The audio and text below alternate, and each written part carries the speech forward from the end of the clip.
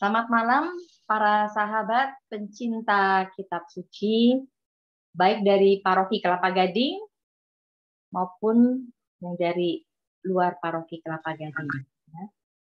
Serta semua sahabat yang bergabung di dalam WA Grup Sahabat KS Kelapa Gading. Terima kasih atas kesediaannya telah bergabung kembali pada kegiatan Seksi Kerasulan Kitab Suci Paroki Kelapa Gading malam ini dengan tema Logika Iman Kristiani yang akan disampaikan oleh Romo Andang Listia Binawan.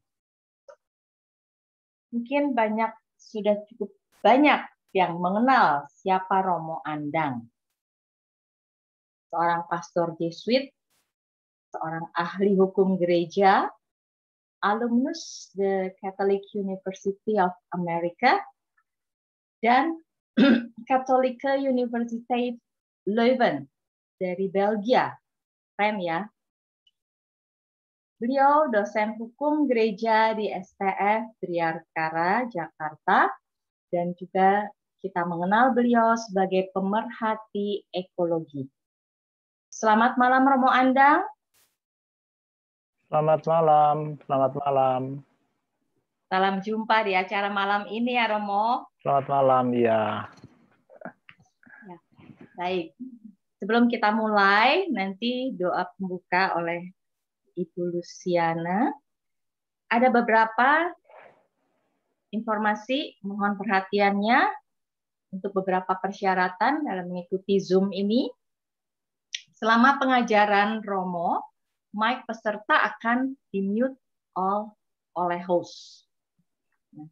Mohon Bapak Ibu memilih tempat yang nyaman agar dapat mengikuti pengajaran ini dengan baik. Mohon menggunakan pakaian yang layak dan pantas karena tampilkan di video ini. Mohon peserta menuliskan nama lingkungan, paroki di kolom chat sebagai dokumentasi kehadiran. Jika berkenan, dimasukkan dalam grup WA Sahabat KKS Kelapa Gading, dimohon juga menuliskan nama bagi yang belum tercatat. Untuk pertanyaan-pertanyaan, silakan menuliskan pertanyaan di kolom chat setelah selesai pengajaran dari Romo, ya, supaya nggak mengganggu nanti tampil terus chatnya. Jika waktu memungkinkan, kami akan memberi kesempatan bertanya secara langsung juga kepada Romo. Yang akan didahulukan adalah pertanyaan-pertanyaan yang ditulis di dalam kolom chat. Nah, sebelum doa penutup, akan ada foto bersama. Pada saat foto, kami mohon dengan sangat semua video mohon dibuka atau dimunculkan. Mari kita awali pertemuan ini dengan doa pembuka. Silahkan Ibu Luciana. Selamat malam Romo Andang dan Bapak Ibu. Mari kita satukan hati kita di dalam doa. Demi nama Bapa dan Putra dan Roh Kudus. Amin. Puji syukur kepadamu, Tuhan Allah yang Maha Kuasa. Engkau telah berkenan mengumpulkan kami kembali dalam kegiatan bekal, belajar kisah kasih Allah dalam tema logika iman Kristiani. Sinarilah kiranya hati kami dengan terang cahayamu, sehingga kami mampu menyerap dengan baik semua yang disampaikan oleh Romo Andang. Semoga Roh Kudus juga menjadi pembimbing bagi Romo Andang yang akan menyampaikan pengajaran malam ini. Berkatilah pula alat dan jaringan komunikasi yang akan kami gunakan, sehingga semuanya boleh berlangsung dengan lancar. Dan bimbinglah kami ke dalam kebijaksanaan-Mu, demi Yesus Kristus, Putra-Mu, dan pengantara kami, kini dan sepanjang masa. Amin. Dalam nama Bapa dan Putra dan Roh Kudus. Amin. Amin. Sahabat terkasih, acara akan segera kita mulai. Kepada Romo Andang, kami persilahkan. Monggo, Romo. Bu Alis dan para ibu bapak semuanya yang terkasih, terima kasih untuk bisa bersama-sama pada malam hari ini, meskipun secara virtual, tapi kita mau bersama-sama mencoba melihat apa yang menjadi atau diajarkan Tuhan kepada kita. Maka karena sebenarnya ada begitu banyak pertanyaan yang sering saya terima terkait dengan iman kita, maka saya ingin menawarkan sesuatu yang menurut saya paling mendasar terkait dengan apa yang menjadi keyakinan kita sebagai orang Kristiani. Maka saya beri judul Logika Iman Kristiani. Karena ada beberapa hal yang mungkin akan berbeda dengan yang pada umumnya orang pahami tentang iman. Tapi mungkin secara spontan saya ingin tanya lebih dahulu, kalau Anda mendengar kata iman itu, apa sih yang ada di kepala Anda? Apa yang langsung dijawab kalau saya bertanya, apa itu iman? Nah, atau ada yang menjawab? Pak Leo sudah siap? Terima kasih, Pak. Apa itu iman? Kepercayaan. Nah, kepercayaan. Percaya pada apa, gitu kan? Pada Tuhan, ya. Nah, ini hanya salah satu sampel saja bagaimana Ya, yang sederhana. secara umum orang akan menjawab bahwa iman itu percaya kepada Tuhan. Tapi kalau kita sebagai orang Kristiani juga menjawab yang sama, menjawab bahwa iman adalah percaya pada Tuhan, lalu apa bedanya dengan mereka yang bukan Kristiani dong? Ya kan?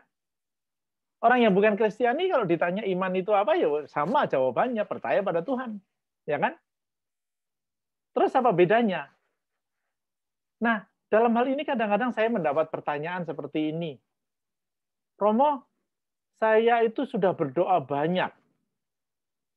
Sudah berderma banyak, tapi kok doa saya nggak dikabulkan ya? Atau apa sih yang keuntungan saya atau pahala apa yang saya terima kalau saya itu selama bulan puasa kemarin, masa Prapaskah maksud saya, itu puasanya lebih dari 2 hari. Gitu kan? Nah, kan orang Katolik kan puasanya 2 hari kan? Kalau saya ternyata hari Jumat lupa makan daging, dosa nggak sih? Atau kalau saya tidak ke gereja, kalau saya ikut misa, lupa terus saya putar rekaman saja dari YouTube, dosa apa enggak sih? Gitu kan? Nah, pertanyaan-pertanyaan itu menggelitik saya karena dugaan saya orang mengira di dalam keyakinan Kristiani bahwa ya Tuhan itu hanya akan memberikan pahala kalau kita berbuat baik, gitu kan? Dan dalam arti tertentu, fokusnya pada diri kita sendiri. Tapi mari kita lihat, saya ingin membagikan beberapa gambar yang mungkin bisa kita renungkan supaya kita bisa lebih paham tentang iman kita.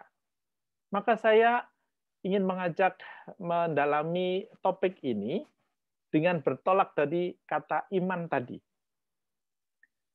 Ya, betul, bahwa kita itu percaya kepada Tuhan. Tetapi ada satu hal yang tentunya kita ingat bagaimana Yesus mengajarkan kepada kita supaya kita bukan hanya percaya, tapi mengasihi Allah.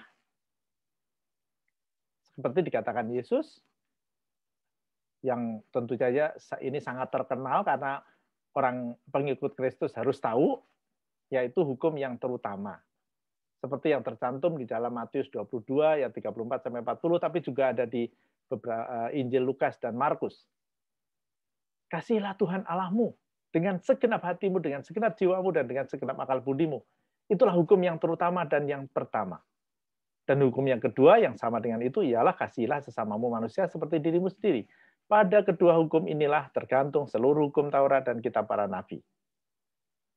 Nah, iman adalah mengasihi Allah. dan kemudian mengasihi sesama. Dan itu sering kita simbolkan dengan salib, bukan? Kita simbolkan dengan horizontal mengasihi sesama, vertikal mengasihi Tuhan. Dan kita pasang salib di rumah, itu kan? Nah sekarang, ini bisa mengukur diri kita sendiri juga. Kalau kita pasang salib di rumah itu sebenarnya untuk apa sih? Kalau jawabannya adalah, ya, supaya kita itu selalu ingat bahwa Tuhan mengasihi kita. Atau bahkan, supaya rumah ini dibebaskan dari setan-setan. Karena Tuhan hadir. Jadi kalau seperti film-film itu, kalau Dracula datang, saya bisa ambil salibnya untuk mengusir Dracula. Atau dalam arti tertentu, kita ingin mendapatkan berkah dengan memasang salib. Tapi tidak hanya memasang salib di rumah, bukan? Tidak sedikit ibu-ibu yang memakai pendan atau leontin salib, gitu kan? Kalung salib. Supaya merasa dilindungi, supaya merasa selalu mendapatkan kekuatan dari Tuhan. Ya, itu tidak salah. Tetapi, mengapa saya katakan tidak salah, belum sesungguhnya tepat dalam konteks hidup kita beriman. Bukankah Yesus mengatakan seperti ini? Bukan setiap orang yang berseru kepadaku, Tuhan, Tuhan, akan masuk ke dalam kerajaan surga. Melainkan dia yang melakukan kehendak Bapakku yang di surga. Jadi apakah pasang salib, pakai kalung salib, membuat tanda salib, kita mengakui Yesus, yes, Yesus, Yesus, Yesus, kita akan mendapatkan kerajaan surga? Tidak. Bahkan, saya harus berani menekankan bahwa kalau kita itu memasang salib, memakai kalung salib, supaya kita diberkati Tuhan, supaya kita mendapat berkah dan kekuatan Tuhan, sebenarnya itu ada di jalan lain daripada yang ditunjukkan Yesus. Mengapa? Lihatlah. Bukankah kalau kita pasang salib lalu merasa bahwa sudah mendapatkan kekuatan Tuhan, itu tidak atau sama saja sebenarnya dengan mereka yang hanya menyebut Tuhan, Tuhan, Yesus, Yesus. Keselamatan kita tidak ditentukan hanya sekedar beriman kepada Tuhan, tidak hanya beriman kepada Yesus, tidak hanya menyebut-nyebut Tuhan, tidak hanya memasang salib, tetapi apa yang dikatakan di sini adalah yang melakukan kehendak Bapakku yang di surga. Jadi kata kuncinya adalah melakukan kehendak Bapa di surga. Jadi dengan kata lain, iman itu sungguh percaya kepada Tuhan yang mempunyai kehendak baik untuk kita dan kita harus melaksanakannya. Dan itulah Yesus mengajarkan kepada kita bahwa Allah itu Bapa. Allah adalah Bapa. Ya, oke. Kata Bapa itu bukan soal gender, bukan soal laki-laki, bukan soal pria tua berambut putih, bukan. Tapi soal kedekatan, soal kerahiman. Kan minggu yang lalu kemarin kita merayakan hari Minggu Kerahiman Ilahi. Itulah Bapa. Tapi Bapa yang kita sebut itu harus kita kasihi sepenuh hati, sepenuh jiwa, dan kita melaksanakannya. Inilah sebenarnya kunci kekristenan, menyebut Allah sebagai Bapa dan melaksanakannya. Memang, bagaimana melaksanakan kehendak Bapa? Yesus menjadi teladan. Dia sendiri mengatakan, akulah jalan, kebenaran, dan hidup. Dan tidak ada manusia yang datang kepada Bapa tanpa melalui aku. Melalui aku itu bukan hanya sekedar, yes, aku percaya pada Yesus. Yes, aku sudah dibaptis sebagai Katolik, orang Katolik. Yes, aku sudah pasang salib di rumah. Bukan itu. Tapi mengikuti Yesus sebagai jalan. supaya kita mendapatkan kehidupan. Kebenarannya adalah bahwa Yesus mengajarkan Allah sebagai Bapa. Dan kalau kita mengikuti jalan Yesus, melaksanakan kehendak Bapa, kita akan menemukan kehidupan. Sebenarnya inti iman Kristiani seperti itu. Karena Yesus juga sekali lagi, sebagai jalan dia mengatakan, makananku ialah melakukan kehendak Dia yang mengutus aku dan menyelesaikan pekerjaannya. Lihatlah, kata melakukan kehendak Dia. Sekali lagi menjalankan, melaksanakan kehendak Bapa itu kunci sekali. Sehingga relasi iman adalah bahwa bukan saja aku percaya supaya Tuhan memberkati aku, tapi sebenarnya Tuhan sudah memberkati aku, maka aku mengasihi Tuhan. Maka beriman sebenarnya seperti orang yang jatuh cinta. Tuhan itu mengasihi, mencintai kita, maka kita pun lalu membalas kasihnya. Maka ketika tadi dikatakan kuncinya adalah melakukan kehendak Bapa, itu pula yang diajarkan Yesus, bukan hanya dengan contoh, bukan hanya dengan sabda, tapi kita pun diajak berdoa dengan mengatakan, Bapa kami yang ada di surga, jadilah kehendak-Mu di atas bumi seperti di dalam surga. Kata jadikanlah kehendak-Mu di atas bumi seperti di dalam surga, ini kunci kekristenan kita. Jadi kalau kita berdoa sekali lagi, supaya mendapat berkah, supaya kita mendapatkan kekuatan, supaya kita mendapatkan kesehatan, atau kalau berdoa Bapa kami itu yang ditekankan bukan bagian ini, tetapi berilah rezeki pada hari ini, itu sebenarnya belum beriman. Karena fokusnya diri kita sendiri. Fokusnya adalah kita yang mau mendapatkan. Padahal, tadi apa kata Yesus? Kasihilah Tuhan Allahmu dengan sepenuh hati, dengan segenap jiwa, dengan seluruh akal budimu. Jadi kita total memberikan diri, total untuk menerima Dia, total mendengarkan kehendaknya, memahaminya, dan melaksanakannya. Inilah Yesus. Yang Yesus katakan, Yesus ajarkan, dan tentunya Yesus menjadi teladan karena Dia adalah jalan. Resikonya, resikonya berat. Resikonya berat karena Yesus mengatakan apa? Kalau kita mau menyelamatkan nyawanya, ia akan kehilangan nyawanya. Tapi barang siapa kehilangan nyawanya karena aku dan karena Injil, ia akan menyelamatkannya.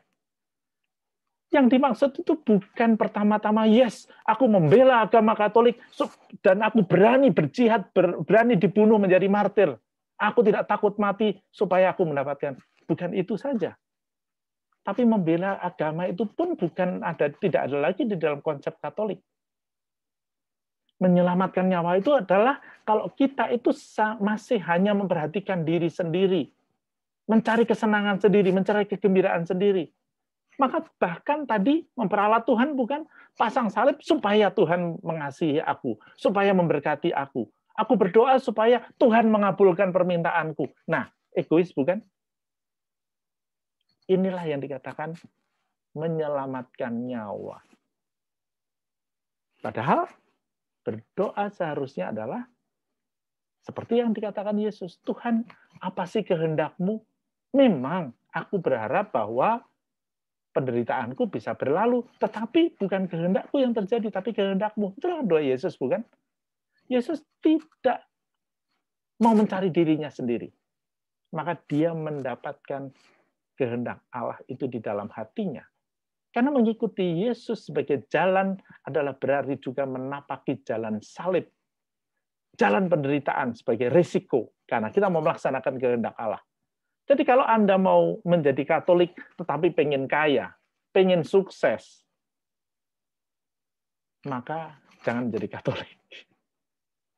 Bukan itu tujuan menjadi Katolik. Tujuan kita mengikuti Yesus itu bukan supaya kita dalam arti tertentu hanya mendapatkan kesehatan. Kita boleh minta kesehatan itu boleh banget. Tetapi seperti tadi saya katakan, mengikuti Yesus adalah juga berdoa seperti Yesus. bukan kehendakku ya Tuhan yang terjadi, tapi kehendak-Mu. Inilah menapaki jalan salib Yesus. Kalau kemarin di dalam masa Prapaskah kita itu rajin sekali mengikuti jalan salib tiap Jumat misalnya, lalu kita berharap kita akan mendapatkan berkah lebih melimpah. Itu bukan tujuannya. Itu godaan setan untuk membelokkan iman kita. Mengikuti jalan salib Yesus adalah mengenangkan bagaimana Dia juga mengasihi kita, tetapi kita juga harus mengikuti jalan kasih itu, yaitu berarti pengorbanan. Berani nggak mengikuti jalan salib? Karena sekali lagi, resikonya kita kehilangan nyawa. Itulah sebabnya saya katakan, menjadi pengikut Kristus itu sulit. Maka tadi saya katakan kalau ada yang dalam arti tertentu mengatakan bahwa yes, Yesus Kristus adalah Raja dan kita adalah anak Raja. Yesus Raja adalah kaya, maka kita harus kaya. Kayaknya itu bukan iman Kristiani. Iman Kristiani justru adalah melaksanakan kehendak Allah. Apakah itu berarti tidak boleh kaya? Boleh, tetapi itu bukan tujuan hidup di dunia ini. Bahwa kita mendapatkan kekayaan, mendapatkan kesehatan, kita syukuri. Tetapi yang lebih penting adalah mengikuti jalan salib Yesus.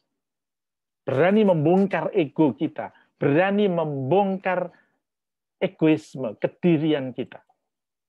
Seperti yang dikatakan Yesus kepada pemuda kaya. Masih ingat bukan kisah tentang pemuda kaya? Pemuda kaya itu mengatakan, Tuhan, aku sudah menjalankan kehendak-Mu. Aku sudah berdoa banyak, aku sudah berderma. Aku mengikuti aturan-aturan-Mu. Aturan-aturan yang dikatakan oleh para orang ahli Taurat.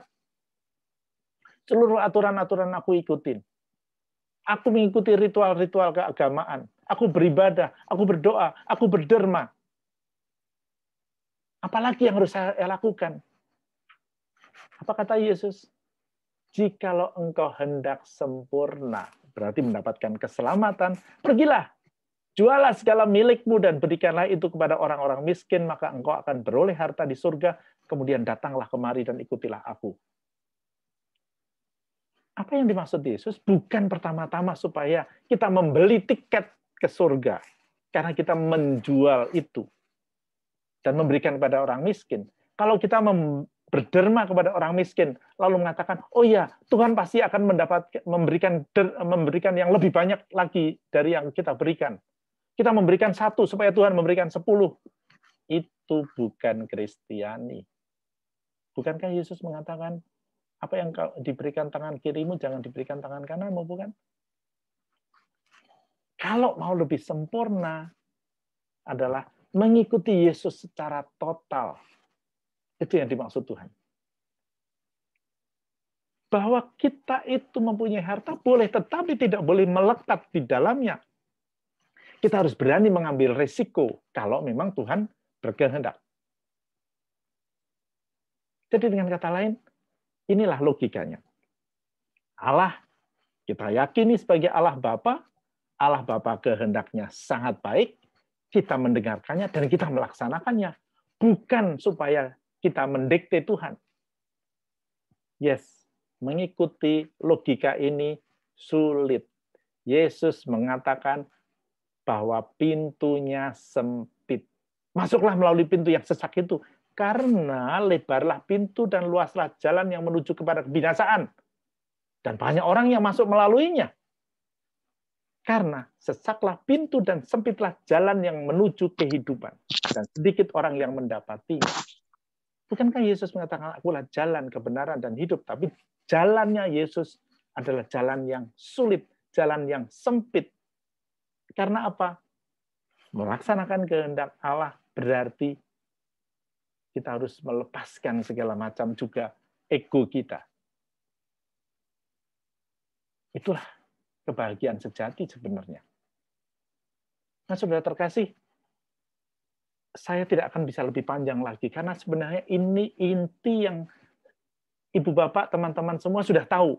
Cuma saya mencoba menggarisbawahi beberapa hal yang sering kita dengar, tapi kaitannya ada di sini. Yaitu bagaimana kita percaya, beriman, dan memberikan hidup kita kepada Allah sebagai Bapa. Janjinya apa? Janjinya adalah tentunya kebahagiaan yang sejati, bukan? Mengapa saya memberikan ayat ini? Ayat ini bercerita tentang seorang perempuan yang berteriak kepada Yesus. Pada waktu Yesus sedang mengajar, pasti hebatlah ibumu. Ya kan? Atau, oh ya itu ibumu ada di luar, gitu kan? Tetapi Yesus mengatakan, siapa ibuku? Siapa saudara-saudaraku? Yesus mengatakan, ibu dan saudara-saudaraku ialah yang melakukan kehendak Bapakku. Dialah saudaraku laki-laki, dialah saudaraku perempuan, dialah ibuku. Karena itulah yang mengikuti jalan Yesus. Nah, mengapa ini dikaitkan dengan Maria? Karena Maria, Bunda Maria, adalah teladan bagi kita manusia yang mengikuti jalan Yesus itu. Beriman berarti melakukan kehendak Allah. Bukan hanya sekedar percaya, bukan hanya sekedar tahu bahwa Tuhan itu mengasihi, tapi mengalami kasih-Nya dan kemudian sungguh-sungguh mengikuti jalan kasih itu. Jalan kasih adalah tidak ada kasih yang lebih besar daripada kasih seseorang yang memberikan nyawanya untuk sahabat-sahabatnya. Bunda Maria menjadi contoh, menjadi teladan bagi kita.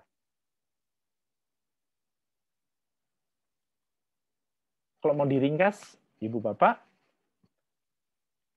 iman itu apa? Iman adalah mengasihi Allah sebagai Bapa. Nah, mengapa ini penting saya katakan sebagai Bapa? Itu kekasan iman Kristiani, bukan? Bahwa Tuhan itu disebut Bapa. Agama lain nggak ada mengajarkan Bapa, karena Bapa ini kata yang mengandung atau mempunyai makna sangat dekat, yang menguatkan, yang mengasihi, yang mengampuni, tapi juga yang mendidik.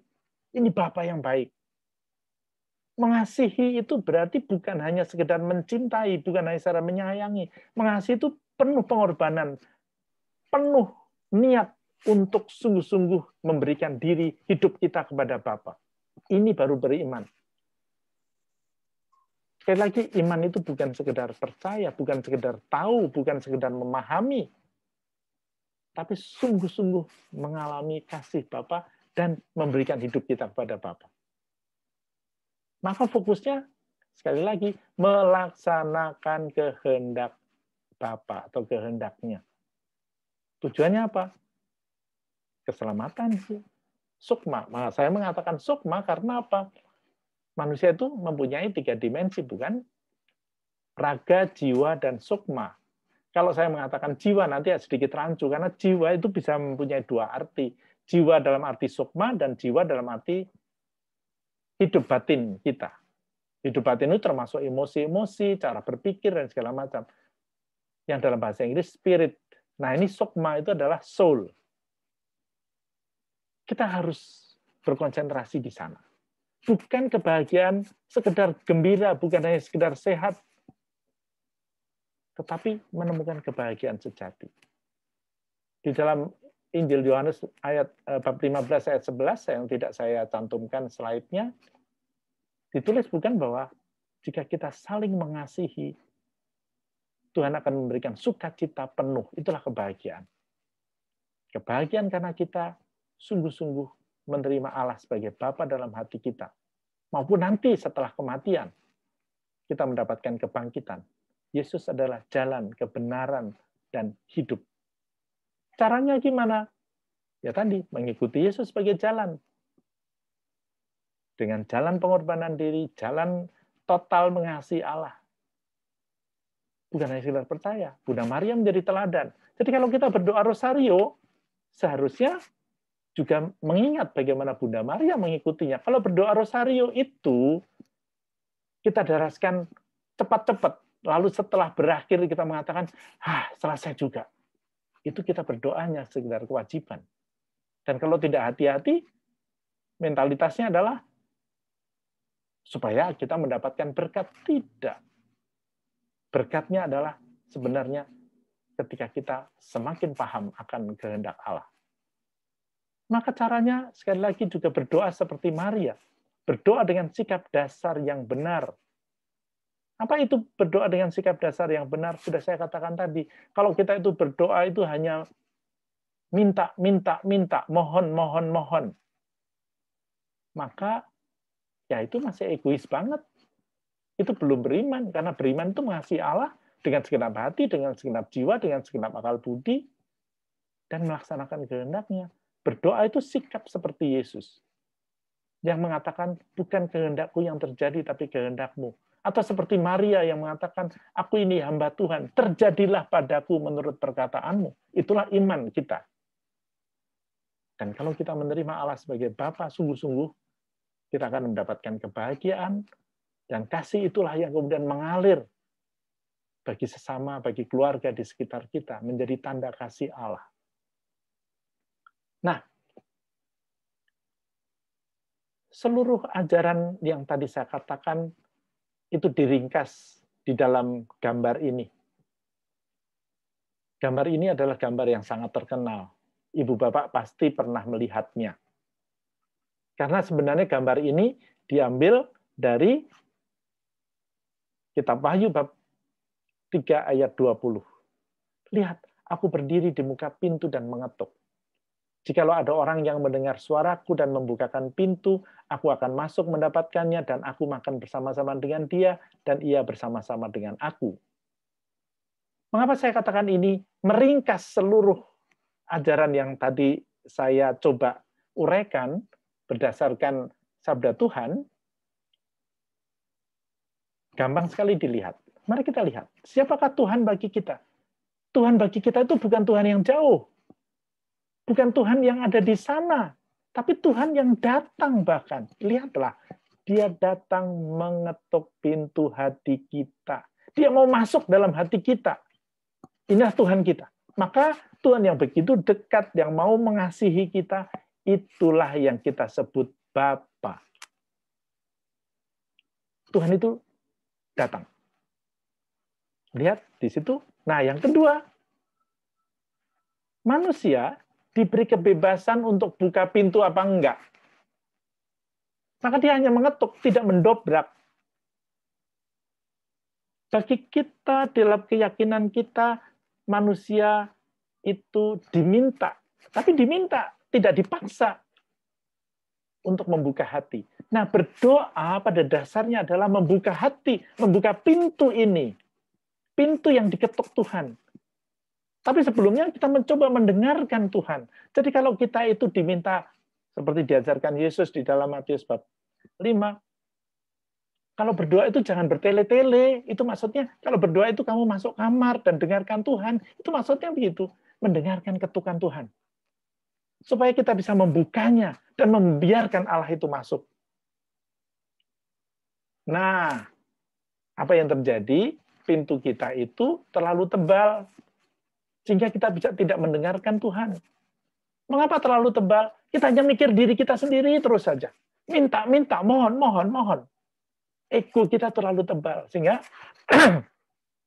kita tidak bisa mendengarkan kehendaknya. Bahkan juga tidak bisa membukakan pintu untuk Tuhan. Karena kita hanya mikir diri kita sendiri. Itulah sebabnya mengapa berdoa yang benar adalah mendengarkan Tuhan. Bukan banyak ngomong. Rosario adalah sebenarnya mendengarkan Tuhan karena kita mau hening dengan mengulang-ulang doa itu supaya hening. Jadi bukan cepet-cepetan dan bukan soal jumlah. Tetapi bagaimana kita mengulang-ulang supaya kita berdoa seperti Maria yang menyimpan perkara di dalam hatinya dan merenungkannya. Supaya Tuhan itu kita dengarkan dan kita pahami. Supaya Tuhan itu bisa masuk. Demikian juga mengapa kita puasa dan pantang. Seperti tadi pintunya terlalu tebal. Maka puasa dan pantang itu bukan mencari pahala. Tetapi menipiskan ego kita. Supaya kita tidak berkubang di dalam kenikmatan-kenikmatan yang membuat kita tidak bisa mendengarkan Tuhan. Itulah berdoa. Itulah pantang dan puasa. Kalau pintunya terlalu tebal, kita berkubang di dalam kenikmatan dan tidak bisa membuka pintu, itulah dosa. Sederhana sekali kok. Kalau mau diringkas Apa yang tadi dikatakan? Nah, kalau Tuhan itu datang dan kita terima, kita bukakan pintu, apa yang terjadi? Tuhan akan bersatu dengan kita. Kita akan makan bersama-sama dengan Dia. Itulah kebahagiaan sejati. Dan kalau kita sudah bertemu dengan Tuhan, kita tidak butuh apa-apa. Tidak butuh kekayaan, tidak butuh popularitas, tidak butuh pengakuan orang lain. Kita bersama dengan Tuhan. Itu cita-cita kita sebagai orang Kristiani. Tapi tentu saja tidak berkubang di sana saja, tapi kemudian membagikan itu kepada orang-orang lain. Jadi, kalau tadi itu ukurannya adalah bagaimana motivasi kita memasang salib, sekarang bisa mengukur diri juga. Apakah kita beriman kalau kita, itu tampak dari apa yang kita lakukan waktu berdoa?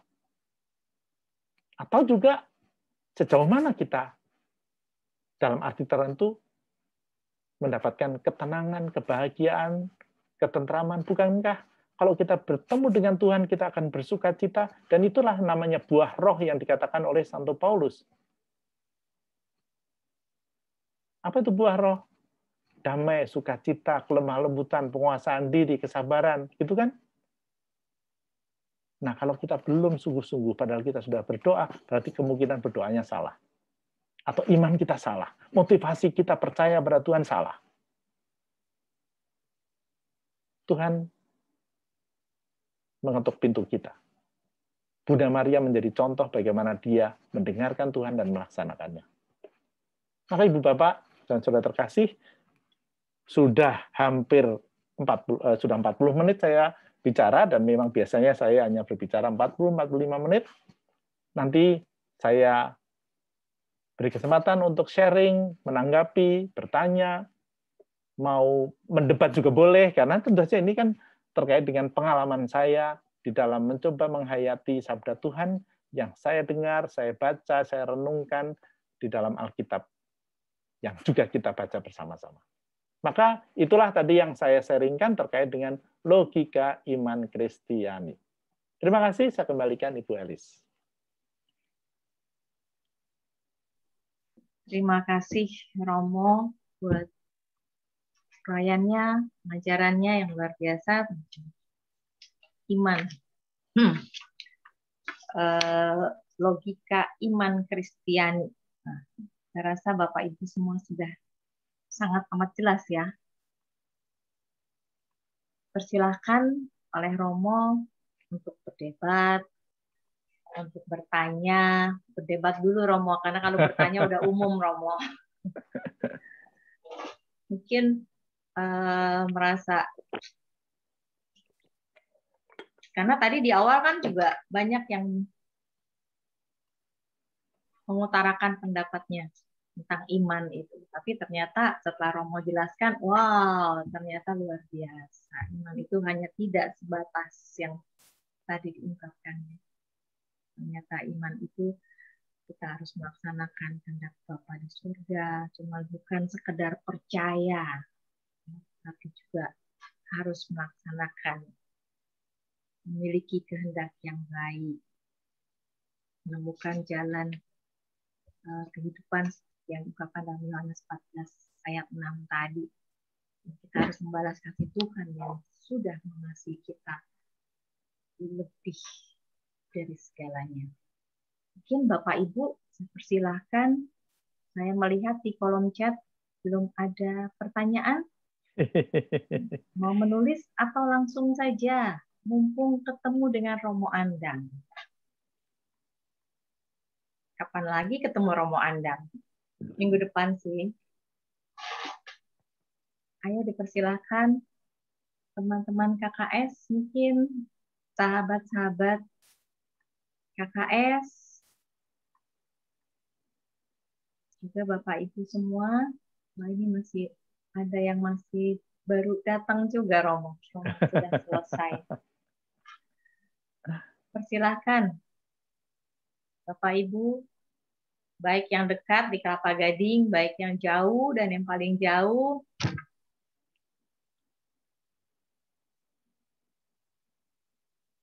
Ya kalau memang nggak ada pertanyaan, nggak ada sharing, ya mari kita tutup saja. Bagaimana Ibu Ketua mau tanya mungkin Bu Ketua? Supaya kalau besok-besok ditanya sama umat bisa menjawab. Romo sudah kenal Bu Rosita kan ya Romo? Ya. Sudah ngetop. Ya udah saya bertanya Romo ya. Romo kan Ada yang nanya itu maaf ya ada yang di belum kolom chat ada pertanyaan. Oh, di kolom chat ada Oke. pertanyaan, silakan Baik, dibaca. nah ini baru ditulis. Saya baca ya. Dari Ibu Else atau Else.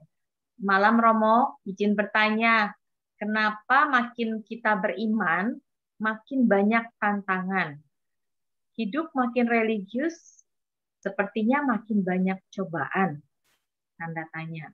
Prince Romo, silakan Romo. Bu, waktu Anda sekolah dari SD ke SMP, ujiannya banyak mana? Banyak waktu SMP kan? Berat mana? SMP dengan SMA? Berat SMA dong, ya kan? Itu artinya apa? Kita diminta naik kelas lebih tinggi lagi. Ya kan? Beriman itu tidak sekali jadi. Beriman itu seperti tadi saya katakan, buka pintu itu pelan-pelan, mengikis pintu itu sedikit-sedikit. Segala macam tantangan, segala macam kesulitan itu mengasah kita. Kalau tadi saya menunjukkan ayat dari kitab Wahyu bab 3 ayat 20, ayat 19 bunyinya apa? Ayat 19, satu ayat sebelum ayat 20. Barang siapa ku kasihi, dia ku hajar. Justru karena dia dikasih, kita dikasih, maka dihajar. Supaya apa? Hati kita menjadi lebih lembut. Hati kita menjadi lebih, atau pintu hati kita menjadi lebih tipis, supaya kita mampu mendengarkan. Karena di situ, barang siapa ku kasih akan ku hajar, maka bertobatlah. Kalau nggak percaya, buka gadget suci Anda sekarang. Wahyu, bab 3, ayat 20. 19 maksud saya. Ya. Itu jawaban saya.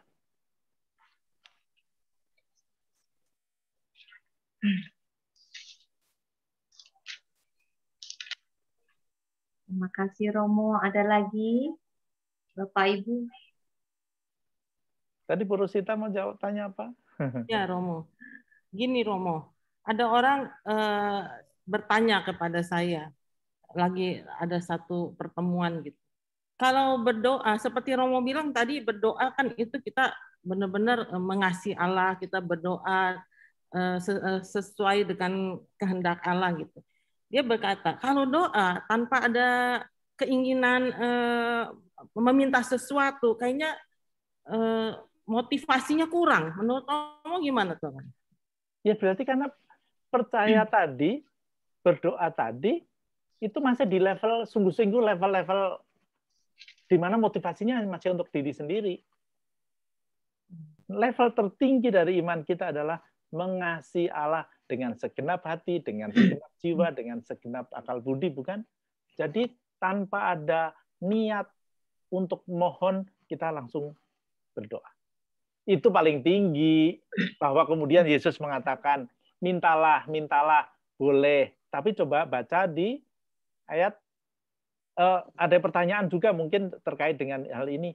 Kok di Katolik itu nggak ada doa yang mujarab sih? Doa yang paling mujarab itu apa sih? Ada nggak? Nggak ada. Karena doa itu bukan seperti mantra, abrakadabra, lalu yang diminta datang. Nggak ada.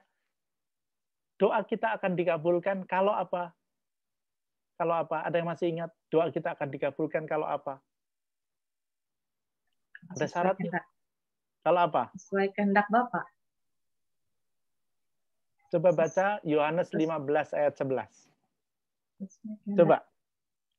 Yohanes 15 ayat 11. Bunyinya apa? Ini kan kitab suci, jadi harus siap dong dengan kitab suci. Semuanya itu kukatakan kepadamu supaya sukacitaku. Oke, sorry. 15 ayat 7 maksud saya. 15 ayat 7. Yang tadi yang sukacita penuh tadi 15:11. Yang ayat 7. Jikalau kamu tinggal di dalam aku dan firman-Ku tinggal di dalam kamu, mintalah apa saja yang kamu kehendaki dan kamu akan menerimanya. Nah, yang kita dengarkan kan hanya mintalah, maka kamu akan menerima. Bagian pertama nggak didengarkan. Bagian pertama mengatakan, jika firman-Ku tinggal di dalam kamu dan kamu di dalam aku, itu kan. Jadi persatuan tadi, bahwa kita itu sungguh bersatu dengan Tuhan dan menerima Tuhan apa adanya, maka kita akan minta apa saja dan akan diberi. Karena apa? Kalau sudah Tuhan itu sudah ada dalam hati kita, kita nggak akan minta apa-apa. Ya kan? Tapi Tuhan itu memang begitu.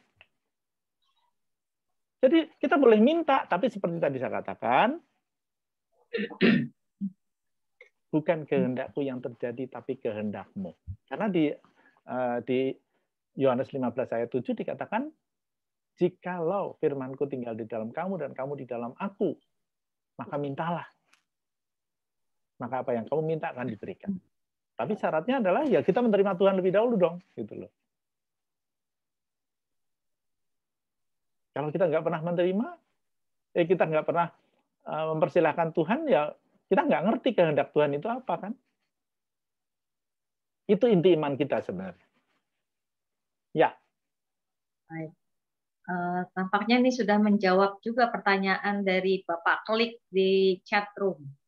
Mintalah kamu akan diberi. Bolehkah minta ke Bapak, Romo? Pak ya, Klik boleh, mungkin sudah boleh. terjawab ya, Romo. Iya. Tadi Pak siapa yang minta yang Pak bertanya? Klik. Pak Klik. Pak Klik. Pak Klik dari... boleh saja, boleh juga kok minta uang ke saya, boleh. Wong namanya cuma minta kan belum tentu saya kabulkan. Loh, artinya apa? Kita tuh boleh minta, tetapi seperti tadi, mintalah tuh seperti Yesus. Bapa, bukan kehendakku yang terjadi, tapi kehendakmu. Kalau boleh cawan ini berlalu daripadaku, tapi bukan kehendakku yang terjadi, tapi kehendakmu. Itu sikap doa yang paling tepat. Karena kehendak Bapa lah yang terjadi, bukan kita memaksa Tuhan. Mungkin begini saya terangkan juga. Loh, terus gunanya apa dong novena itu? Novena kan kita itu mohon. Salah besar kalau novena itu mohon dan mohon dan mohon dan mohon. Novena itu artinya apa? 9. Novena itu dari kata noven. November itu harusnya bulan 9 sebenarnya zaman dulu. Sekarang 11. Noven 9. Mengapa 9? Itu supaya permohonan kita itu dalam arti tertentu kita diskusikan dengan Tuhan selama 9 hari itu. Kalau sikapnya tuh, Tuhan, aku udah 9 hari novena loh. Awas loh, kalau nggak dikabulkan, nggak ke gereja loh aku. Ya salah lah. Tuhan, aku sudah berderma banyak nih, kabulkan dong. Jadi fokusnya siapa? Mengasihi itu, fokusnya adalah yang dikasihi. Oke, tadi saya tidak mengatakan ini, tapi saya biasanya membandingkan kata kasih itu dengan sayang dan cinta. Beda antara sayang, cinta, dan kasih. Itu akan tampak dalam relasi suami istri atau laki-laki dan perempuan yang menjadi pacar. Waktu pacaran, itu bagi saya masih sayang. Mengapa sayang? Coba perhatikan saja. Kalau seorang perempuan atau si laki-laki itu mengirim pesan kepada pacarnya, I love you, I miss you, terus tidak dibalas, rasanya gimana? Gondok kan? Kecewa kan? Marah kan? Berarti dia mengatakan I love you itu untuk siapa? Berarti untuk dirinya sendiri kan? Itu sayang. Sayang adalah relasi dua orang yang fokusnya diri sendiri. Yang disayangi itu hanya disayangi sejauh dia berguna untuk aku. Memuaskan aku. Itu sayang. Cinta itu sudah satu tahap di atasnya. Karena apa? Coba perhatikan waktu Anda menikah, ibu bapak menikah, kan saling berjanji untuk memberikan diri, bukan? Seorang laki-laki berjanji memberikan diri sebagai menjadi suami dari seorang istri. Seorang istri juga berjanji memberikan diri pada suaminya. Tapi mereka tahu, dan kita juga tahu, si laki-laki berani menjanjikan diri untuk memberikan diri kepada istrinya karena istrinya masih cantik, masih sehat, masih seger, masih kenceng. Sebaliknya juga, si istri menjanjikan diri, memberikan diri pada suaminya karena suaminya masih sehat, masih tampan, masih ganteng, kaya lagi, gitu kan? Berarti apa? Aku memberikan diri, tapi punya harapan pihak lain juga memberikan diri. Itu cinta. Cinta adalah relasi dua orang, ada kesalingan. Tapi kalau kasih, seperti dikatakan Yesus, tidak ada kasih yang lebih besar daripada kasih seseorang yang memberikan nyawanya untuk sahabat-sahabatnya. Jadi kasih adalah ketika misalnya seorang suami, memberikan apapun kepada istrinya tanpa pernah berharap kembali. Bukankah kita juga diajari kasih ibu itu hanya memberi tak harap kembali. Jadi kasih itu adalah relasi dua orang yang fokusnya pada yang dikasih, bukan aku. Nah, ketika kita diminta mengasihi Tuhan Allahmu dengan segenap jiwa, dengan segenap hati, dengan segenap akal budi, berarti fokusnya bukan aku dong, tapi Allah. Bisa nggak? Ini sebenarnya yang diajarkan Yesus. Jadi kalau kita berdoa, rosario, lalu harapannya, supaya Tuhan mengabulkan doaku, kayaknya kita belum sungguh beriman. Atau kita pelayanan di gereja, aktif di KKS, aktif sebagai prodiakon, aktif sebagai anggota Legio Maria. Terus, wah kita lebih dekat dari orang lain pada Tuhan. Kita pasti diberkati Tuhan. Itu masih egois, masih sayang. Tingkat imannya belum mengasihi, tapi masih menyayangi. Demikian juga tercermin di dalam, seperti tadi saya katakan, motivasi kita pasang salib, motivasi kita berdoa, motivasi kita novena, motivasi kita ke gereja, motivasi kita berderma, gitu kan? Kalau berderma, wah, Tuhan pasti akan memberikan lebih daripada yang kamu berikan, supaya kita kaya raya. Aduh. Itu bukan Kristiani menurut saya. Ya, itu pandangan saya, itu sharing saya. Kalau Anda mendebat, boleh. Silakan. Yang mau berdebat? Romo, berani debat sama Romo. Romo, berarti umat kita juga banyak yang salah kaprah, Romo. Karena ada novena Yudas Tadius yang tidak pernah gagal, itu menyeramkan loh, Romo. Tidak pernah gagal itu artinya harusnya kalau sikapnya itu seperti Santo Yudas Tadius yang memberikan diri. Bukan tidak pernah gagal dalam arti itu doa yang mujarab. Kalau kita berdoa itu pasti Tuhan yang kita minta, anakku sekolah di luar negeri pasti akan dikabulkan. Mboten lah. Mana ada doa yang kayak gitu. Berarti kalau kita bisa mengatur Tuhan dengan doa kita, berarti Tuhan nggak maha besar dong. Iya kan? Sama saja. Gini, contoh lain. Kalau doa novena harus jam 9 malam. Kalau jam 9 lebih 5 sudah gagal. Ya, makanya Tuhan itu bisa diatur dengan waktu. Itu doa jam 9, jam 3, itu untuk diri kita sendiri supaya kita disiplin. Bukan untuk Tuhan. Kita mau berdoa dengan tangan begini, dengan begitu, dengan berlutut. Itu apa gunanya buat Tuhan? Nggak ada buat Tuhan gunanya. Itu untuk diri kita sendiri supaya kita lebih kusuk, lebih konsentrasi, lebih fokus. Bukan untuk Tuhan. Coba kita pikir logikanya. Tuhan itu diuntungkan apa dengan kita begini-begini? Nggak ada kan? Kalau kita itu mengira bahwa kita begini-begini, Tuhan itu lebih berkenan, itu Tuhan tidak maha besar. Iya nggak? Atau contoh lain deh, contoh lain. Aduh, Romo. Waduh, ini contoh lain, cerita kecil bagaimana sikap beriman kita masih salah. Saya pergi dengan teman ke mall Kelapa Gading. Susah kan waktu sebelum pandemi cari parkir, itu kan susah. Tahu-tahu begitu masuk sudah langsung dapat parkir. Wah, ini karena kita bawa Romo ini. Tuhan masih anaknya. Ya, makanya Romo itu lebih dikasihi Tuhan daripada yang bukan Romo. Berarti kalau begitu kan Tuhan pilih kasih. Ya kan? Sami mawon kalau Romo minta doa dong, minta doakan saya dong, karena Romo itu pasti lebih dekat dengan Tuhan daripada saya, pasti lebih didengarkan Tuhan daripada saya. Itu sikap yang salah menurut saya. Tuhan kan tidak pilih kasih. Tuhan itu lebih dekat pada kita daripada kita pada Tuhan. Bahwa mungkin Romo itu lebih membuka hati pada Tuhan, mungkin. Tapi bukan tidak mungkin juga tidak. Umat lebih membuka hati. Karena berdoa harusnya adalah membuka hati. Bukan ngomong, minta, mohon. Boten, tidak.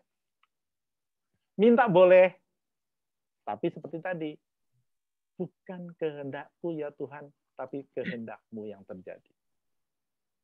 Itu sikap iman yang benar. Baik, Romo, kita boleh lanjut ke pertanyaan berikut, Romo? Boleh dong. Ya, dari Ibu Yeni Tati.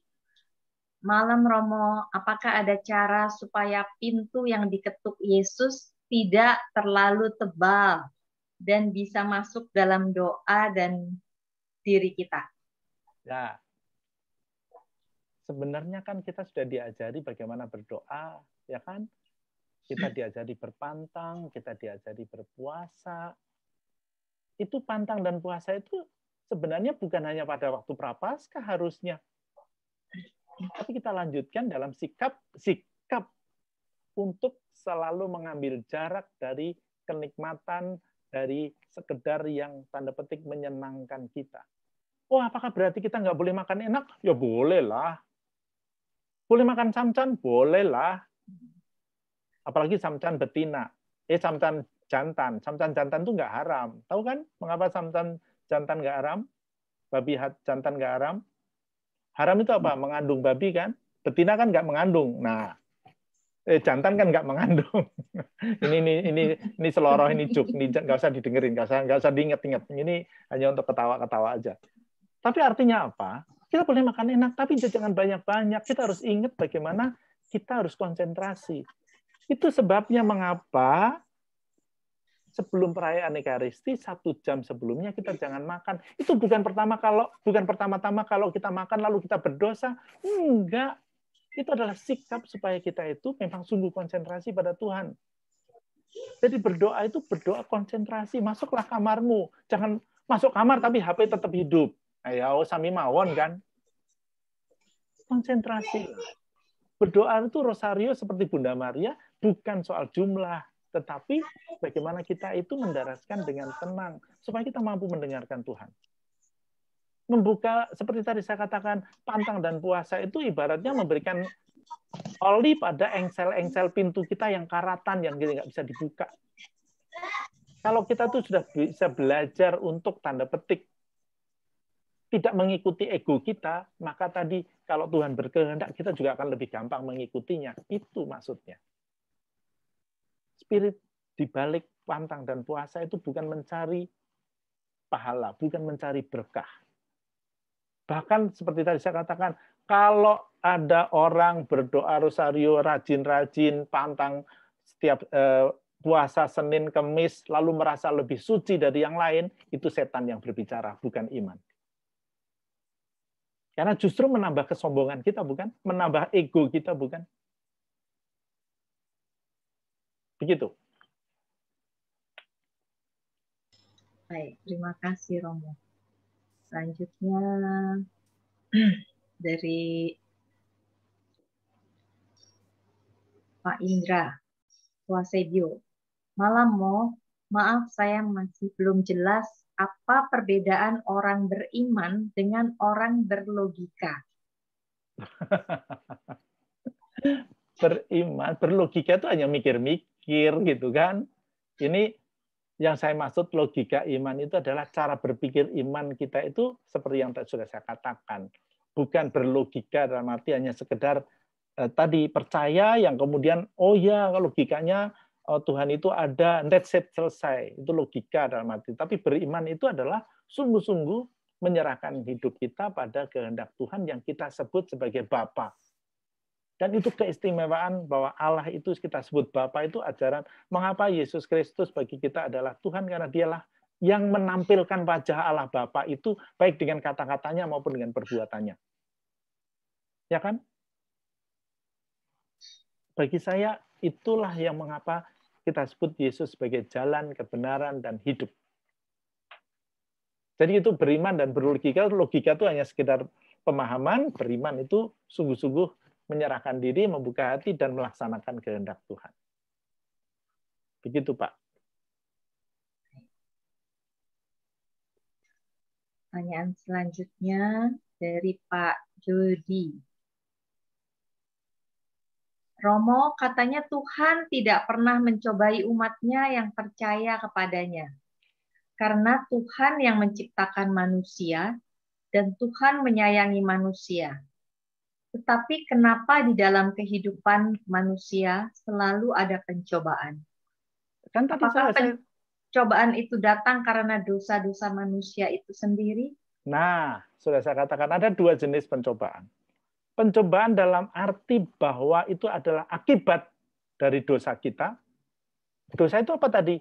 Dosa itu adalah egosentrisme, dosa itu menutup hati, menutup diri, terlalu banyak samcan dalam pintu hati kita, ya kan?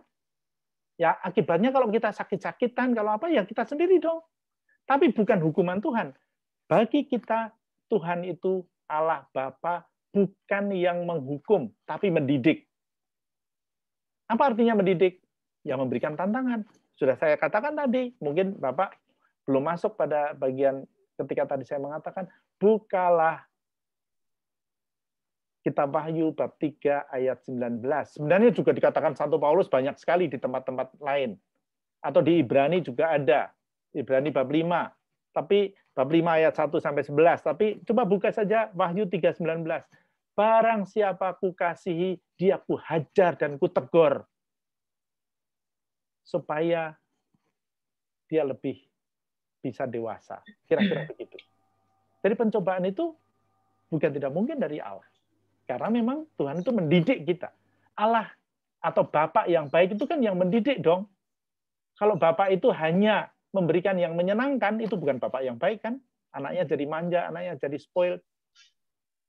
Tapi Bapak yang baik justru memberikan tantangan, memberikan kesulitan-kesulitan, supaya anaknya menjadi makin dewasa. Demikian juga Tuhan.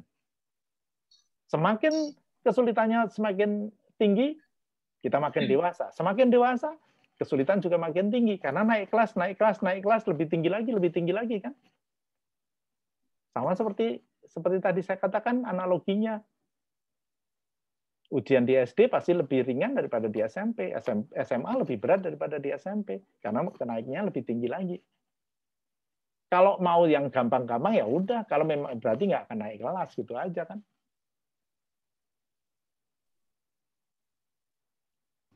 Begitu. Semoga terjawab ya pertanyaan-pertanyaan Pak Yudi dan teman-teman. Ya. Yolis boleh bertanya? Boleh, silakan. Pastor, saya mau bertanya. Tadi Pastor mengatakan bahwa doa itu sebaiknya lepas dari egonya kita. Ya. Namun bagaimana jikalau kita menghadapi suatu bahaya? Dalam kondisi tertentu, tentu kita nggak bisa lepas dari egonya kita. Tuhan, selamatkanlah kami. Tentu itu merupakan suatu ego dong, Pastor. Iya dong. Sekarang saya mau tanya, seumpama kayak misalnya Pastor, kalau nggak salah Pastor pernah terjebak di dalam es, dalam mobil, dalam satu perjalanan. Betul? Iya. Kok inget aja sih? Iya.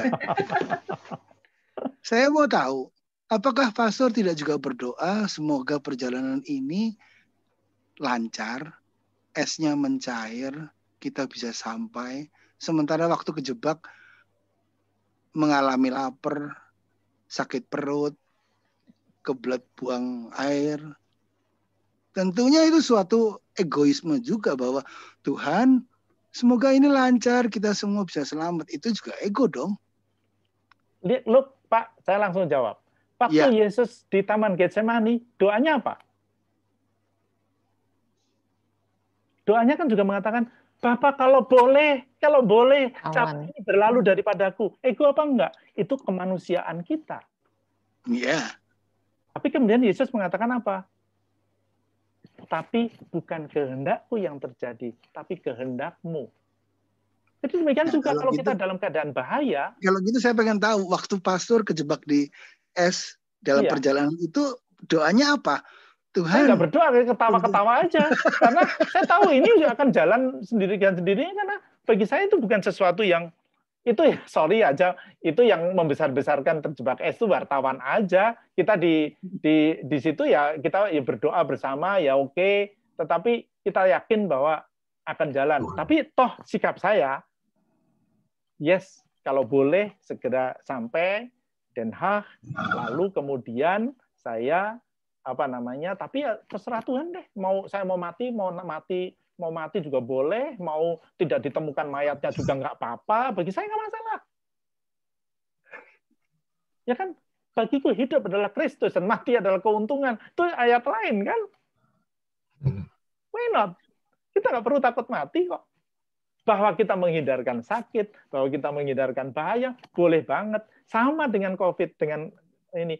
Saya berdoa juga supaya terhindar. Tapi kalau ternyata terhindar, ya wes, itu kehendak Tuhan. Itu aja. Kita nggak perlu memaksakan. Berarti ada suatu tahap-tahap dong untuk mencapai. Kan tadi sudah saya mengatakan bahwa ada selalu di dalam suatu proses terus-menerus. Iya, berarti ada suatu tahap. Nggak bisa hari ini doa itu masih egois sekali, besok pagi sudah tidak egois, nggak bisa. Itu harus melalui proses yang panjang. Itu yang tahap paling tinggi yang harus kita lakukan sebagai logikanya, sebagai perbandingan. Demikian pula tadi Pastor mengambil contoh tentang cerita yang orang kaya berhadapan dengan Yesus, anak muda itu. Karena kan paham Israel, paham Yahudi, bahwa orang yang diberkati adalah orang yang sukses. Iya. Demikian pula ya hampir semua kayak orang Chinese, orang Jawa juga demikian. Kalau anaknya sukses itu berarti wah diberkati sama Tuhan. Kalau melarat, wah nggak diberkati sama Tuhan. Jadi ya itu merupakan satu tahap-tahap. Logika kita juga mesti bertahap berkembangnya. Iya, betul sekali. Tapi yang tadi saya katakan adalah yang kira-kira diharapkan Yesus itu sampai di titik itu loh. Paling tinggi. Iya, paling tinggi seperti itu. Tapi bahwa kita itu belum, tidak berarti bahwa kita itu jelek sama sekali, enggak. Maka saya ingin justru dengan saya katakan, ini logika yang paling tinggi seperti ini, kita bergerak ke sana bersama-sama, saling mengingatkan. Gitu lah. Itu maksud saya. Oke. Terima kasih. Ya. Ibu. Baik. Pak Jeffrey. Silakan Pak Jeffrey.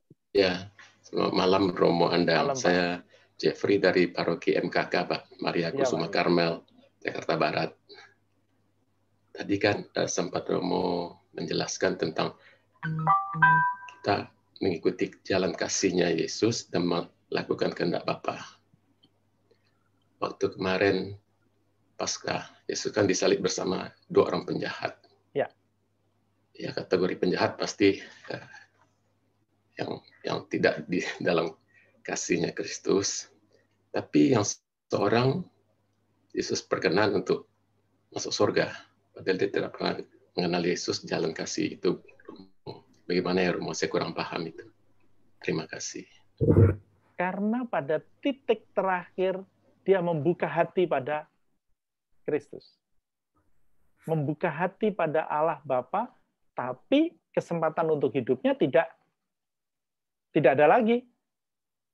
Jadi seperti juga perumpamaan tentang pekerja kan, ada yang bekerja 8 jam, ada yang 5 jam, ada yang 1 jam, semua dikasih upah yang sama. Yang 8 jam protes. Ya, tapi kan kasih Tuhan itu tidak pilih kasih. Demikian juga dengan penjahat ini. Kalau dia memang membuka hati pada titik terakhir, meskipun hidupnya jahat, dia akan diterima Tuhan. Bahwa kita kan tidak tahu kapan kita mau mati. Justru karena kita tidak tahu ini, ya kita ikuti jalan Kristus. Ya kan? Ya, tapi kalau ternyata besok pagi kita tahu kita mati, ya pasti kita siap-siap gitu kan. Gitu, Pak. Ya, Pak Romo, terima kasih. Ya, itu sedikit ilustrasi saja mengapa tambahan pengetahuan saja, mengapa Gereja Katolik sekarang mengizinkan perayaan misa requiem untuk mereka yang bunuh diri. Dulu nggak boleh sama sekali, tapi sekarang boleh karena tadi siapa tahu pada detik terakhir dia sudah bertobat dan nyesel, tapi secara biologis sudah nggak bisa diselamatkan. Nah, kita kan nggak tahu nih situasi itu. Jadi, kita sekarang untuk tanda petik memberikan kemungkinan akan pertobatan yang seperti itu, maka kita sekarang mengizinkan mereka yang bunuh diri itu dimisahkan atau tetap dengan misa requiem. Nggak apa-apa. Itu yang segala pengetahuan, Pak. Ya. Ya, terima kasih. Baik. Terima kasih. Romo, masih ada satu pertanyaan lagi dari Bapak Paul Prawira Simanjuntak. Ya. Romo Andang yang baik, bagaimana caranya kita benar-benar sumeleh di hadapan Tuhan? Mati raga, amal bakti, mohon pencerahannya, suwun. Sumeleh itu apa sih? Sumeleh. Sumeleh itu apa ya? Sumeleh itu memang susah diterjemahkan dalam bahasa Indonesia. Ada dimensi, ada unsur pasrahnya, tapi dalam arti seperti tadi, saya sungguh menyerahkan hidup saya pada Tuhan. Nah, bagaimana caranya? Sebenarnya sangat sederhana, berdoa. Tapi berdoa yang benar tentunya, kan? Kalau berdoanya itu mohon dan mohon dan mohon dan mohon, minta dan minta dan minta dan minta, ya kita nggak susah sumeleh. Tapi ketika sudah saya katakan, kita itu salah satu tanda petik wasiat, katakanlah begitu, yaitu doa rosario, asal didoakan dengan sungguh-sungguh. Ini doa tanda petik doa rakyat ini. Karena ya bagi para biarawan sudah dilatih untuk berdoa hening, berdoa berjam-jam, hening, diam, tanpa ngapa-ngapain, sudah bisa karena dilatih. Tapi kalau umat kebanyakan kan, kalau enggak, ya enggak, udah doa rosario tadi. Doa rosario itu intinya adalah berdoa, bukan berdoa kepada Bunda Maria, tapi berdoa bersama Bunda Maria, dan yang lebih penting, seperti Bunda Maria. Seperti Bunda Maria itu ada dua hal. Seperti Bunda Maria yang tadi, siap selalu menjalankan kehendak Tuhan. Aku ini hamba Tuhan, terjadilah padaku menurut perkataanmu. Dan yang kedua, sudah saya sebut tadi, menyimpan perkara di dalam hatinya dan merenungkannya. Jadi berdoa rosario itu intinya adalah mendaraskan doa Salam Maria terus-menerus, berulang-ulang, supaya hati kita menjadi lebih tenang. Kalau Bapak tadi menyebut sumeleh, kemungkinan kan orang Jawa. Jadi di Jawa kan ada kebijaksanaan nang ning nung gitu kan. Ning nang nung, dengan wening, dengan hening kita menjadi menang, bijaksana, dan bisa menjadi dunung dalam arti lebih peka. Itu karena Bunda Maria mengajari berdoa itu berarti hening dan mendengarkan Tuhan.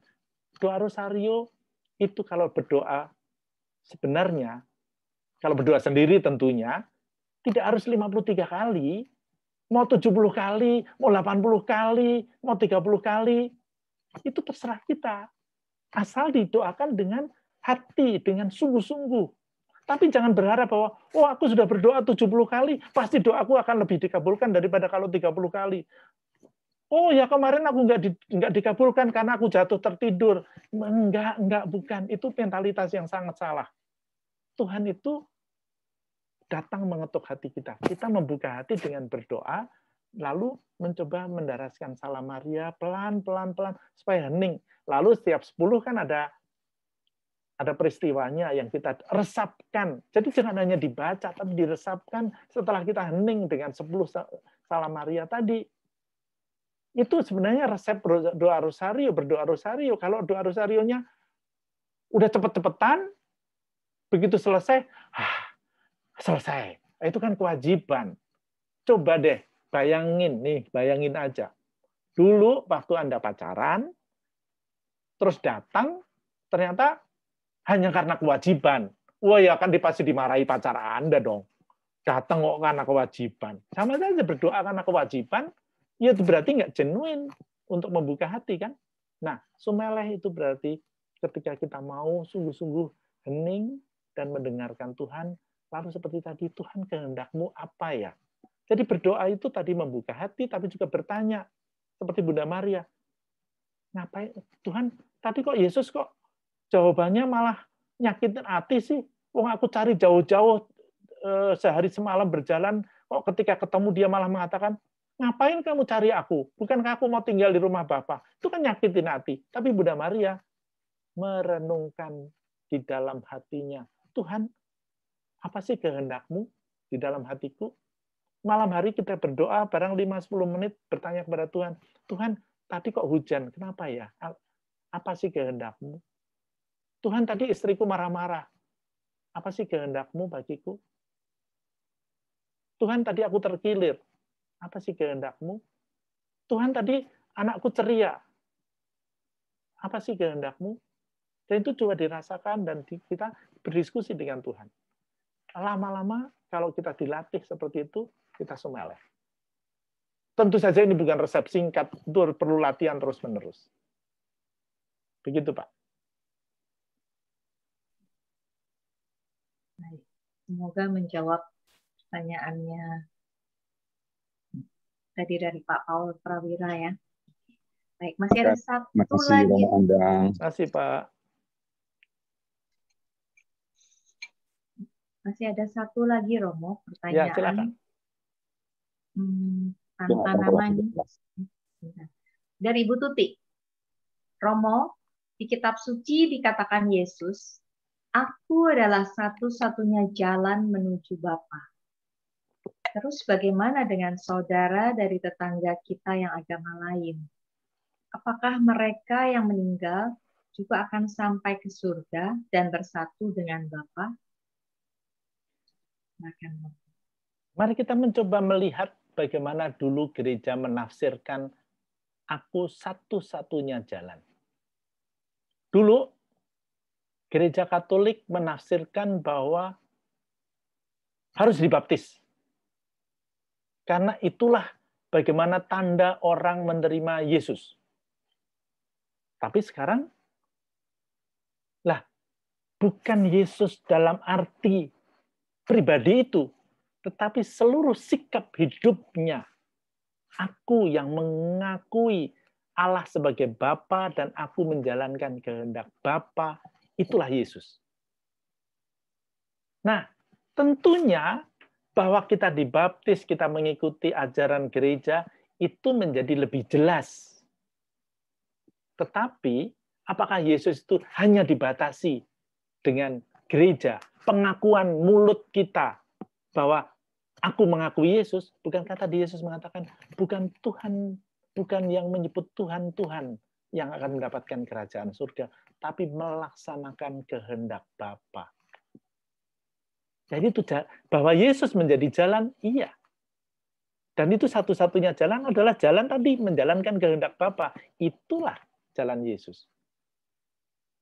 Jadi dengan kata lain, bagi kita, tafsiran gereja Katolik sekarang pun mengatakan bahwa di agama lain, meskipun tidak secara eksplisit mengakui Yesus, asal itu menjalankan kehendak Bapa yang maha besar, maha luas, maha kasih, maka bukan tidak mungkin dia juga mendapatkan keselamatan. Saya katakan bukan tidak mungkin karena yang tahu kan hanya Tuhan, tapi kita hanya mengira, mencoba memahami kehendak Tuhan. Tapi logikanya ya seperti tadi saya katakan, gereja pun sudah tanda petik tidak lagi mengklaim gereja sebagai gereja. Bahwa Yesus, iya, tetapi apakah Yesus sebagai sosok pribadi atau spiritnya? Menurut saya, spiritnya. Bukan hanya yang, karena Yesus tadi sudah mengatakan di ayat Matius 4 ayat 17 tadi kan, bukan yang menyebut Tuhan yang akan mendapatkan kerajaan surga. Begitu, Bu. Baik, semoga menjawab pertanyaan Ibu Tuti ya. Tidak ada lagi pertanyaan di chat room. Apakah masih ada yang mau bertanya langsung kepada Romo?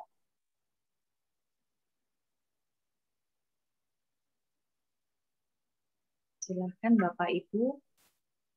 Itu sudah menunjukkan jam 8.30. 9.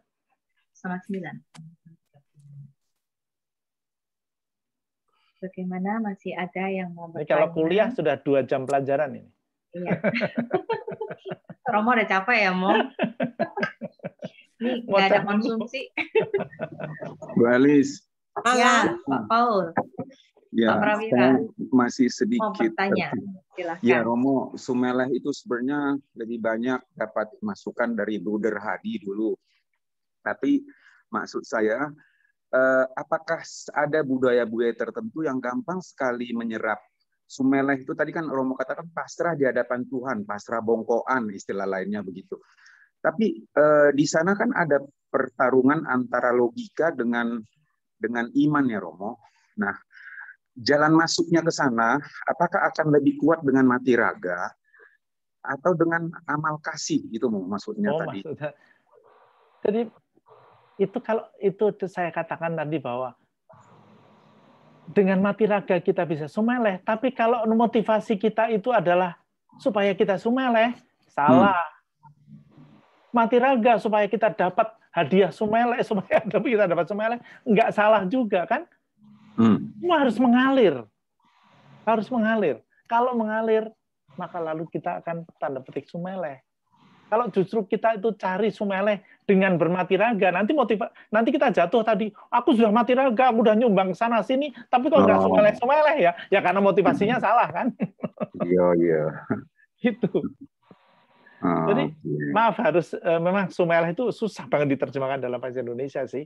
Tapi seperti tadi saya katakan, ketika kita menerima Tuhan sungguh-sungguh dan dengan tanda petik doa yang benar, tapi doa yang benar dan berderma yang benar, mati raga yang benar, itu saya kira kita akan sumeleh.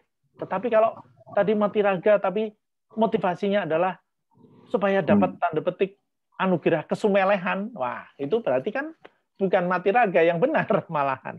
Iya. Gitu Pak. Suwun Romo. Ya. Sumeleh itu apa tuh? Nggak baru denger. Sumeleh itu gini loh, ada unsur pasrah kepada Tuhan dan benar-benar menyerahkan diri kepada Tuhan. Dan dalam arti tertentu seperti Bunda Maria tadi, aku ini hamba Tuhan, terjadilah padaku menurut perkataanmu. Nah, kalimat bahasa Indonesia yang panjang tadi diterjemahkan dalam bahasa Jawa sumeleh gitu aja. Itu di Giri Sonta dapatnya Bu. Gitu ya. Iya. Baik. Kita lanjut ya. Masih ada lagi nih Romo. Malam, Bu Elis. Ada yang mau bertanya. Silakan. Malam Romo. Ayu Trisna. Ya. Mau tadi penjelasan Romo kan dibilang kalau yang tentang dibilang iman itu mengasihi Allah sebagai Bapa. Ya. Itu kan memang dalam pihak Kristen. Tapi kalau untuk tadi Romo juga menjelaskan bagaimana dengan agama-agama yang di luar Kristen misalnya, ya kan?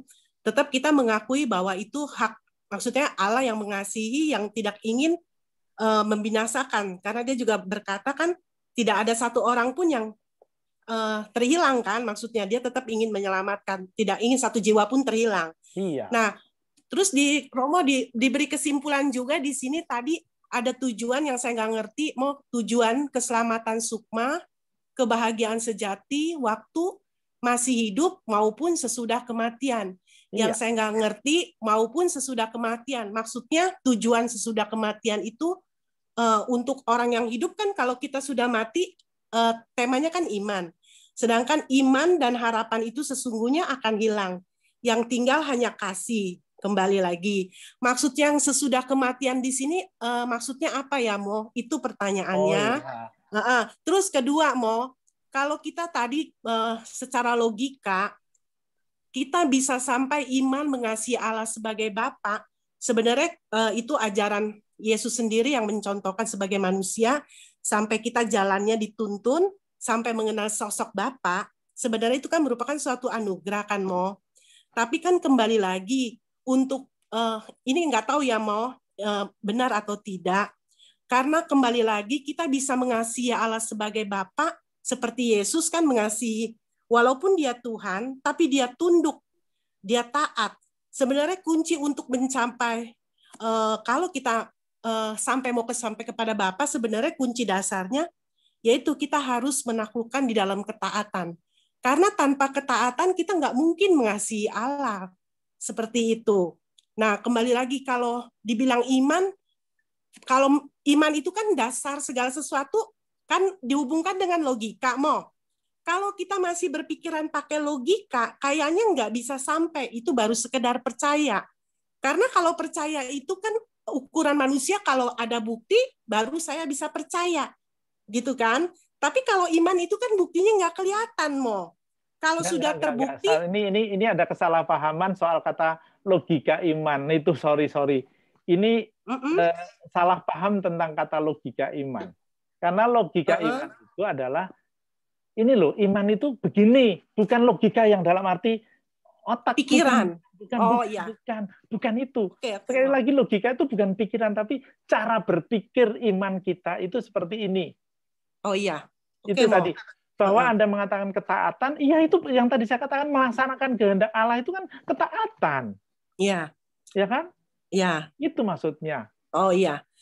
Ya udah, Mo. Kalau gitu yang tentang pertanyaan itu, Mo, maupun sesudah kematian, maksudnya apa ya, Mo, itu, Mo? Terima kasih, Mo. Iman adalah ketika kita percaya pada Allah sebagai Bapa, bukan? Bapa itu tidak hanya waktu sekarang, tapi juga nanti waktu mati. Ya kan? Nah, ketika kita mengakui dan menerima Allah itu sebagai Bapa, kita akan mendapatkan yang tadi dibaca sepintas karena keliru tadi, tapi itu ada di Injil Yohanes 15 ayat 11. Kita akan mendapatkan sukacita penuh ketika kita saling mengasihi sesama dan mengasihi Allah. Kita akan mendapatkan sukacita penuh di dunia ini. Tapi nanti karena kita juga sudah menerima Allah sebagai Bapa, nanti setelah kematian kita juga akan mendapatkan sukacita penuh itu. Bukankah di dalam Injil Yohanes 14 ayat 1 dikatakan jangan cemas, aku menyediakan tempat bagimu, gitu kan? Ya. Nah, itu setelah kematian, bukan? Oh, itu ya, Mo. Ya, makasih, Mo. Iya. Mo, boleh tambah? Ini kan berhubungan dengan yang agama seberang. Karena kan apakah benar, Mo, antara iman dengan kepercayaan? Karena di ayat itu juga kan di Roma ya, kalau nggak salah, Roma 10 ayat 10 yang dikatakan karena dengan hati orang percaya, ya kan? Ya. Terus dengan dibenarkan bahkan, dan dengan mulut orang itu kalau dia mengakui dengan mulutnya maka akan diselamatkan. Nah, sedangkan kalau begitu, sedangkan di ayat yang ini lagi yang saya nggak ngerti mungkin di Yakobus 2 yang dikatakan setan percaya akan adanya satu Allah itu baik, ya kan? Tapi setan-setan pun percaya akan adanya Allah itu, tapi mereka pun sampai gemetar istilahnya. Bagaimana dengan disangkut pautkan ayat yang tadi, yang kalau cuman percaya, kan beda, Mo, percaya dengan iman. Sedangkan itu kalau percaya aja dia bisa diselamatkan. Itu gimana, Mo? Satu hal yang harus saya berikan catatan adalah, saya tidak berkomentar langsung pada kata itu. Kalau sikap dasarnya melihat bahwa Alkitab itu adalah kitab hukum, itu salah besar. Kita tidak boleh menafsirkan kata demi kata seolah-olah seperti hukum. Alkitab itu bukan kata-katanya Tuhan, tapi sabda Tuhan yang ditulis oleh manusia. sebagai ungkapan cinta. Kalau tadi saya katakan, iman adalah ketika seperti aku jatuh cinta pada Tuhan, maka kitab suci adalah surat cinta. Surat cinta antara Allah dan manusia. Kalau surat cinta, kan nggak boleh diterjemahkan literally, kan? Nggak boleh haramiah dong. Kalau waktu pacar Anda dulu mengatakan, "Hai Adinda, engkaulah bunga yang..." Masa bunga beneran kan? Enggak, kalau itu ternyata bunga matahari atau bunga rafflesia kan celaka kita kan? Itu kan? Tapi yang bunga itu kan bagian ungkapan. Itulah kitab suci. Jadi jangan diterjemahkan literally. Ya. Jadi bahwa percaya tadi, memang percaya bahwa dengan mulut, dengan hati itu penuh dengan kedirian kita. Itu yang dimaksud. Ya. Jadi sekali lagi untuk memberikan catatan, jadi kalau ini kan sudah dewasa semua ya. Saya itu suka mengatakan begini, iman itu jatuh cinta pada Tuhan. Kitab suci adalah surat cinta antara Tuhan dan manusia. Dan berdoa adalah bercinta dengan Tuhan. Jangan lupa itu. Karena hubungan yang sangat intim dengan Tuhan. Ya. Terima kasih banyak, Mo. Ya, terima kasih. Menjawab ya pertanyaannya. Oke. Ini ada dari Ibu Lucy Ambarwati. Di sebuah pernyataan dan ucapan terima kasih aja nih Romo. Jadi di luar gereja pun ada keselamatan ya Romo? Ada dong. Ada, terima kasih. Gitu aja. Lalu dari selanjutnya tanpa nama tapi My Right Education, misalnya tertulis di sini. Romo, bagaimana anjuran untuk membaca Alkitab secara tuntas dari halaman awal Perjanjian Lama sampai halaman terakhir pada Perjanjian Baru? Terima kasih. Tapi dilanjutkan lagi dengan pertanyaan, apakah keharusan karena kita kadang senang membaca bab-bab tertentu saja? Saya malah menganjurkan tidak baca dari kitab Kejadian sampai kitab Wahyu. Kitab suci menurut pandangan kita, yang paling pokok itu apa dulu? Yang paling pokok apa? Injil. Ya kan? Injil itu apa? 4 kan? Matius, Markus, Lukas, Yohanes. Baca itu dulu. Dalami itu dulu. Baru sesudahnya Perjanjian Baru. Karena Perjanjian Baru itu menjelaskan Injil. Nah, bagaimana mereka menjelaskan Injil? Karena latar belakangnya adalah Perjanjian Lama. Jadi Perjanjian Lama justru dibaca terakhir.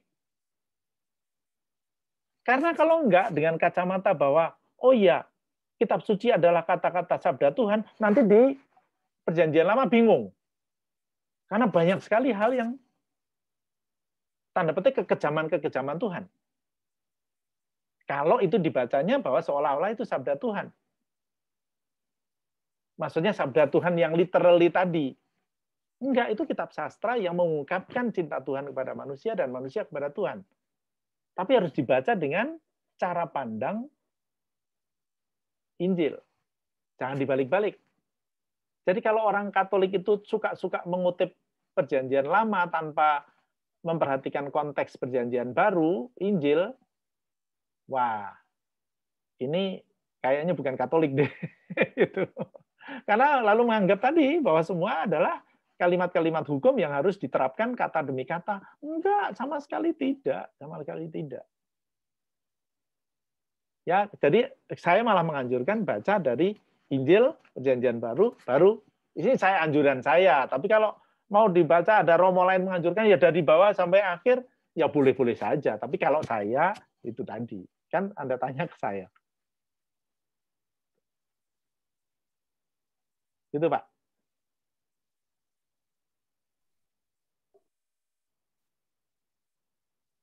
Terima kasih, Romo. Tampaknya kolom chat sudah tidak ada pertanyaan. Apa masih ada yang penasaran mau bertanya, mumpung ada Romo Andang di tengah-tengah kita. Silakan. Bapak, Ibu, teman-teman. Sudah selesai, Bu Lis. Sudah selesai ya, sudah tidak ada pertanyaan. Ucapan terima kasih dari My Right Education tadi yang pertama. Oke. Minggu depan masih? Masih. Oke. Minggu Ya depan. kan kita lanjutkan minggu depan kalau masih penasaran. Iya. Walaupun minggu depan temanya berbeda ya. Berbeda, Baik. tapi tentu saja ada itu kelanjutan sebenarnya kan? Bisa berlanjut ya Romo ya. Ya. Baik. Terima kasih Romo Andang. Kalau sudah tidak ada pertanyaan lagi, kita akan mengakhiri pertemuan pada malam hari ini. Romo Andang. Terima kasih kembali. Kita sampai di Terima penghujung kasih acara. Pastor Romo Andang. Kita akhiri dengan doa penutup ya.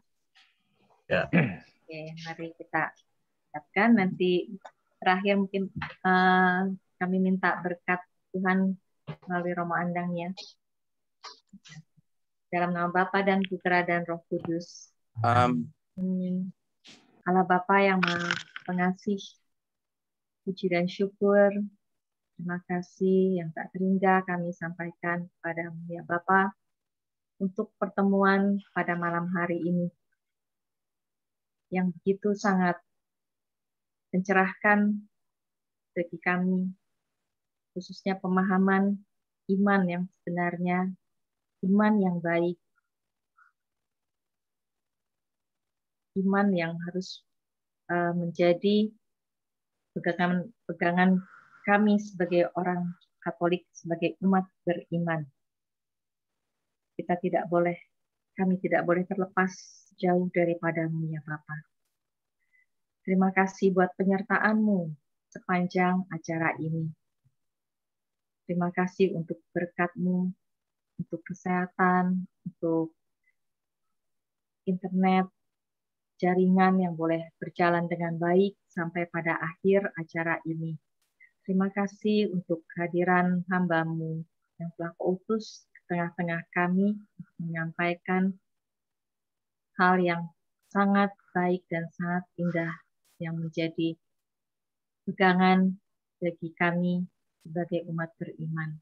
Untuk kami boleh semakin mencintai Engkau dan semakin dapat melakukan kehendak-Mu. Terima kasih ya Bapa. Semoga Engkau senantiasa menyertai dan memberikan kesehatan bagi kami semua.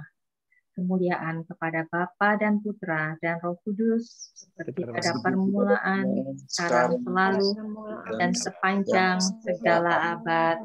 Amin. Mohon berkat Tuhan. Mari saudara terkasih, kita mohon berkat Tuhan, terutama supaya kita selalu ingat dan kita kuat di dalam upaya menjadi berkat bagi sahabat, kerabat, dan masyarakat. Tuhan sertamu, dan sertamu juga.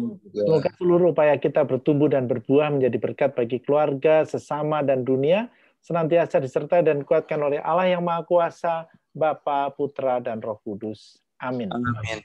Amin. Sekali lagi terima kasih. Terima kasih kembali. Romo Andang, terima kasih.